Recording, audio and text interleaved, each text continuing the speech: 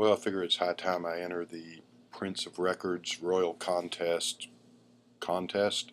So this is Matt. Hope everybody's doing well on a Sunday. Made a video earlier today on Kink's review of Arthur. If you want to check that out, it's up there now. So Prince of Records has his first contest going. Congratulations on your contest there, on your debut. Congratulations on your channel. Hope you get a lot of subscribers. Hope you get a lot of people to enter your contest. Uh, I've got a contest going too, so if you're so inclined, you might want to join in on that and have some fun. Prince of Records contest is to name a record that surprised you in a good way or in not so good of a way. So I had a couple of records that I picked out, kind of go off the beaten path here. First up, this 1971 album by Swamp Dogg, Rat On. Gotta love the cover. It's one of my favorites there. This one I picked this album up about a year or two ago. Album came out in 1971. Like I said, I knew about the album. I'd seen the cover. I'd heard of Swamp Dogg. So, just picked it up about a year ago.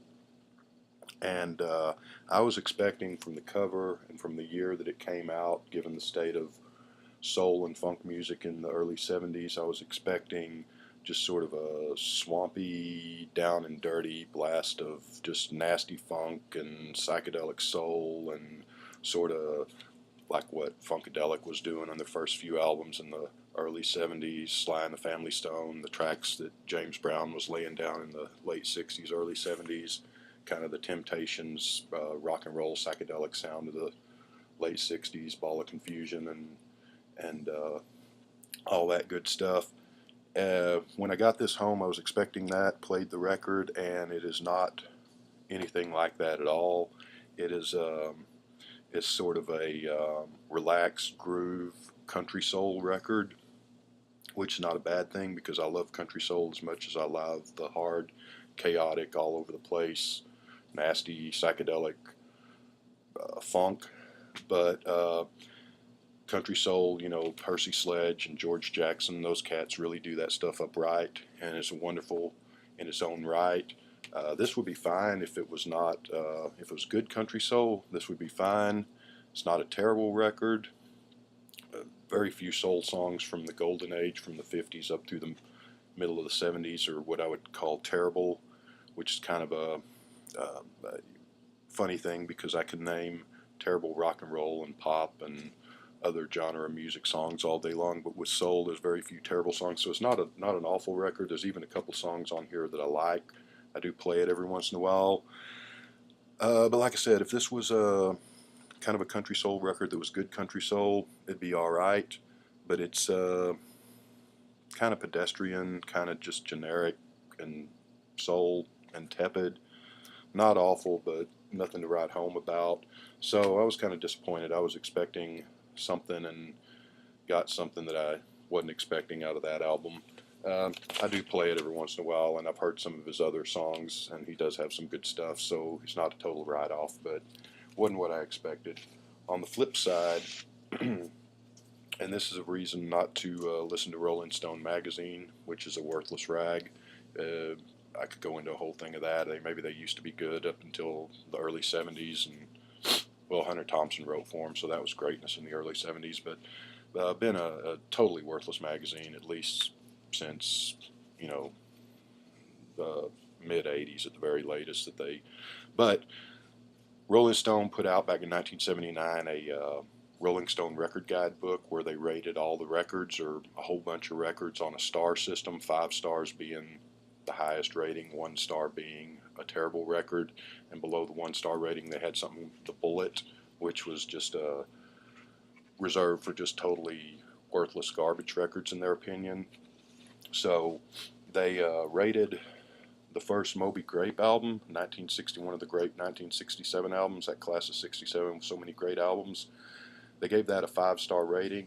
Apologize, I'm showing you a crappy CDR of this album. I don't have it on vinyl or even proper CD. It's kind of hard to find. It's out of print. There's a whole backstory about that, about their manager was kind of a jagoff that screwed the band around. There's all these legal issues as to why this is no longer in print. I won't go into the whole story there. But And I heard of this album way back in '79, I guess, or maybe even before then, but I never actually heard it or owned a copy of it till I think like the late '90s. I finally somebody made a CDR of it for me, and they gave this a 5-star rating, which is well deserved. It's a brilliant album. It's I was expecting when I finally heard it to be kind of I don't know, Jefferson Airplane, Grateful Dead, Haight-Ashbury, Summer of Love, '60s counterculture, San Francisco type stuff, and it's really not. I was expecting sort of long guitar solos followed by drum solos and drawn out songs. It's very concise and mainly 2, 3 minute, 4 minute maybe pop and rock songs, full of melody and hooks. You got I think everybody in the band could sing pretty well. So you got some just lush and beautiful harmonies here.